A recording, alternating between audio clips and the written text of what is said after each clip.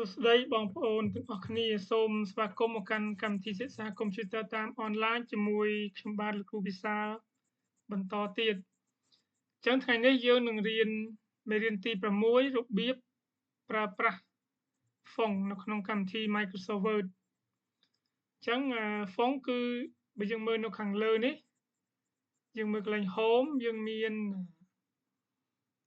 នេះគេហៅ font group អញ្ចឹងក្នុងនោះមានកន្លែងមួយចំនួនដែលយើងត្រូវរៀននៅថ្ងៃនេះអញ្ចឹងចំណុចទី1ដែលយើងត្រូវរៀនគឺរបៀបជ្រើសរើសប្រភេទ font ឬក៏យើងបកថាប្រភេទពុម្ពអក្សរអញ្ចឹងយើងមើលមកខាងលើគឺ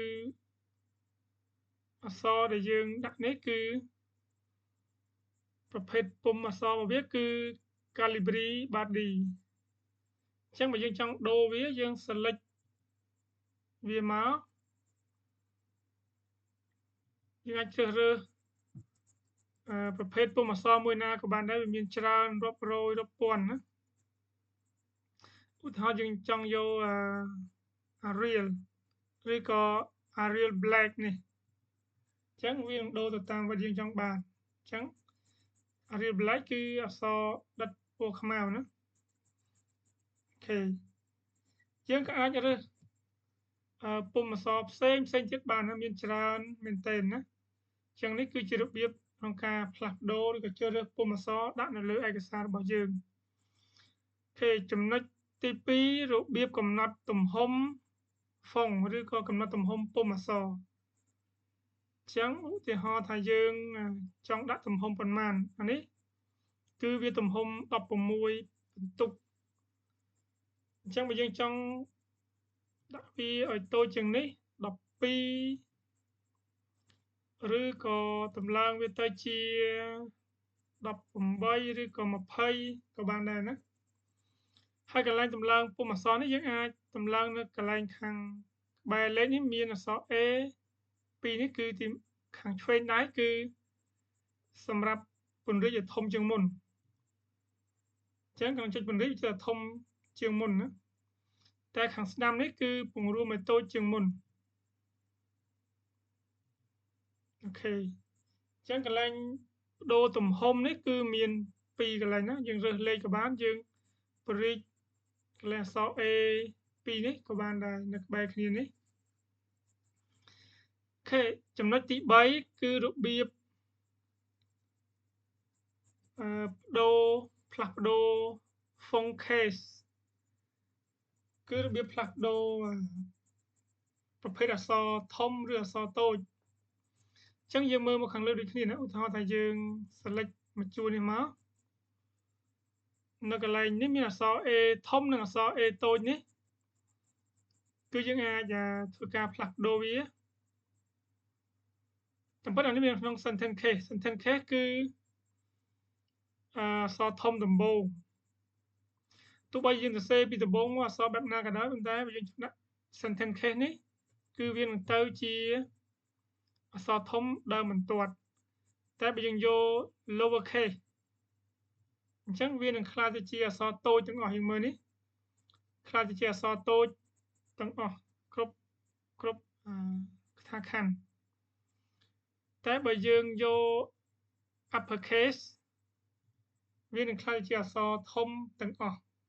ក្នុងមួយបន្ទាត់ដែលយើង select មកនេះអញ្ចឹងវាមានការកំណត់ផ្សេងទៀតណាដែលយើងអាចដាក់វាបានអញ្ចឹងភាគច្រើនគេប្រើតែ sentence case lower case ឬក៏ upper case អូខេដូរទៅដើមវិញអូខេចំណុចទី4របៀប clear all formatting ឬក៏របៀប clear អ្វីដែលយើងបានដាក់ដែលយើងបាន format វាចឹងឧទាហរណ៍ថាយើងចង់ clear format ចំណងជើងទី4នេះយើង select មកអញ្ចឹងគ្រប់អ្វីទាំងអស់គឺផ្ដើមដោយការ select អញ្ចឹងបានមេរៀនទី1បំផុតរបស់យើងគឺយើងរៀនអំពីការ select អញ្ចឹងដើម្បីយើងចង់ដក format ទាំងអស់យើងចុចនៅលើកន្លែងអក្សរ A ហើយមានដូចជួរលុបនេះអញ្ចឹងវាត្រឡប់ទៅជា អក្សរធម្មតាអក្សរធម្មតានេះគឺបើអក្សរអង់គ្លេសគឺទំហំ11អញ្ចឹងមើលថាវាត្រឡប់ទៅទម្រង់ដើមរបស់ Microsoft Word ចឹងនេះគឺជារបៀបដែលយើងដក format ឬក៏ការ format ផ្សេងៗចឹងត្រឡប់មកវិញចំណុចទី5របៀបដាក់អក្សរដិតរបៀបដាក់អក្សរដិតនៅលើឯកសាររបស់យើងណាចឹងឧទាហរណ៍ที่យើងចង់ដាក់នេះគឺជាអក្សរដិតយើង select វាមកហើយយើងមើលនៅក្នុង phone group នេះយើងឃើញអក្សរ B គឺចុចលើវាមកវានឹងទៅជាអក្សរដិតអញ្ចឹងអក្សរដិតច្បាស់ជាងមុនអញ្ចឹងshortcut របស់វាគឺ control បូកនឹងអក្សរ B អូខេចំណុចទី6របៀបដាក់អក្សរ trade italic sign នេះអញ្ចឹងបើយើងចង់emphasize នៅចំណុចណាមួយឬក៏យើងដាក់បញ្ជាក់ឲ្យវាខុសពីគេយើងអាច select វាមកហើយយើងមកក្នុង phone group ដូចគ្នាគឺចុចលើអក្សរ I នេះអញ្ចឹងឯកសាររបស់យើងដែលបាន select នេះគឺវាទៅជាអក្សរ trade អញ្ចឹងវានឹង trade វាខុសពីគេណាហើយ shortcut របស់វាគឺ control បូកនឹងអក្សរ I ណាអូខេចំណុចទី7របៀបដាក់បន្ទាត់ពីក្រមអក្សរឬក៏ពីក្រមឯកសាររបស់យើង underline នេះណាអូខេអញ្ចឹងយើងគ្រាន់តែ select កន្លែងណាដែលយើងចង់ដាក់ឲ្យវាមានបន្ទាត់នៅពីក្រមទៅមកយើងមកក្នុង phone group ដូចគ្នាគឺអក្សរ U នេះអញ្ចឹងវានឹងមានបន្ទាត់នៅពីក្រមឯកសាររបស់យើងអូខេយើងត្រឡប់មកវិញចំណុចទី8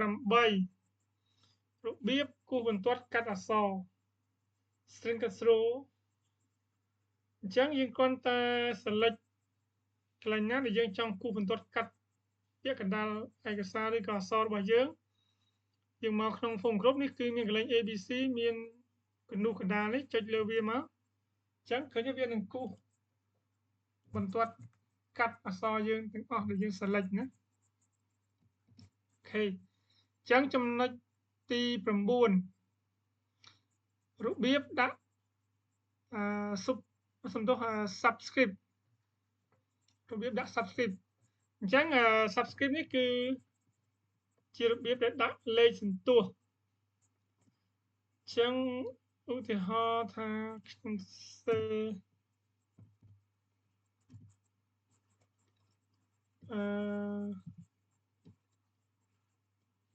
អញ្ចឹងគឺទឹកណាHDO អញ្ចឹងរូបមន្តទឹកនៅក្នុងគីមីវិទ្យាគឺគេតែងដាក់លេខ2ទៅជា subscript អញ្ចឹងចុះក្រោមអញ្ចឹងក៏យើង select លេខ2នេះមករបៀបធ្វើគឺ select លេខ2នេះមកហើយចុចនៅកន្លែង phone group នេះគឺឃើញអក្សរ X មានលេខ2នៅពីក្រោមនេះអញ្ចឹងគាត់ចុចលើវាមកវានឹង load ទៅជារូបមន្តទឹក H2O នេះណាអូខេ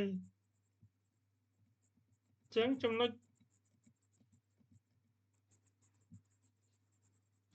តបមកទៀត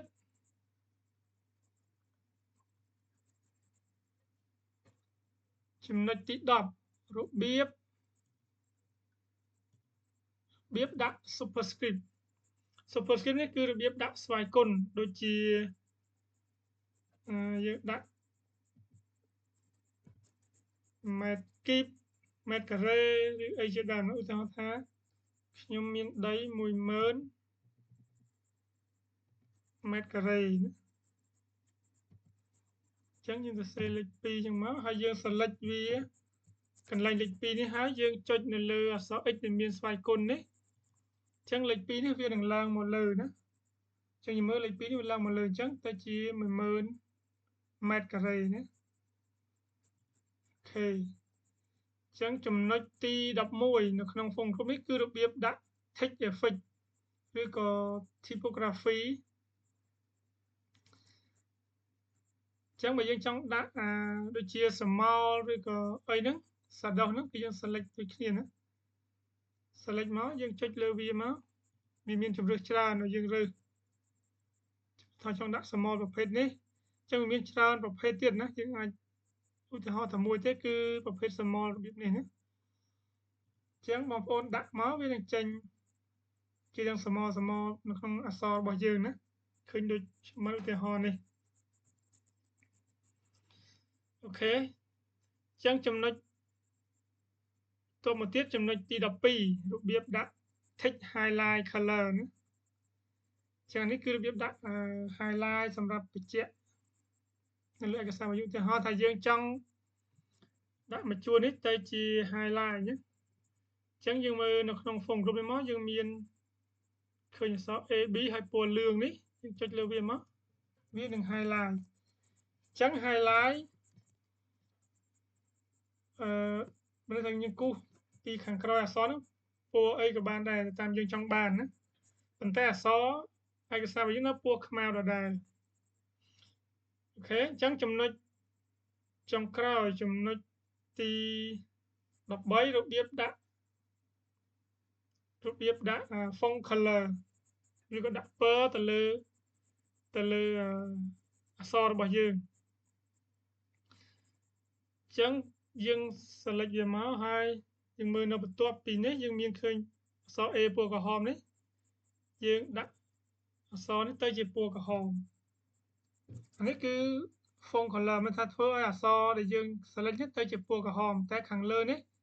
ខុសគ្នាណានេះគឺ highlight ពីក្រោយអក្សរនៅពណ៌ខ្មៅដដែលណាអូខេអញ្ចឹងមេរៀននេះមានតែ13ចំណុចទេនៅក្នុង font group នេះអញ្ចឹងទី1គឺរបៀបជ្រើសរើសប្រភេទពុម្ពអក្សរឬក៏ប្រភេទ font ទី2គឺរបៀបជ្រើសរើសឬក៏ដាក់ទំហំអក្សររបស់យើងអញ្ចឹងមានពីរកន្លែងទី1គឺរើសលេខទី2គឺរើសអក្សរ A តូចធំណាអញ្ចឹងទី3គឺរបៀបដាក់អក្សរ font case អក្សរតូចទាំងអស់អក្សរធំឬក៏ sentence case ទី4គឺរបៀបដក format ចេញទាំងអស់ហើយបន្តមកទៀតគឺរបៀបដាក់អក្សរដិតអក្សរ trade ដាក់បន្ទាត់ឬក៏គូសបន្ទាត់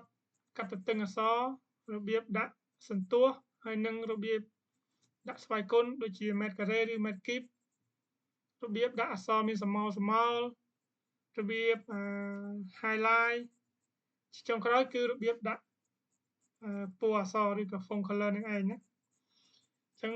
មេរៀនយើងដល់ទីបញ្ចប់ហើយសូមអរគុណសម្រាប់ការតាមដានទស្សនាហើយនឹងរៀនទាំងអស់គ្នា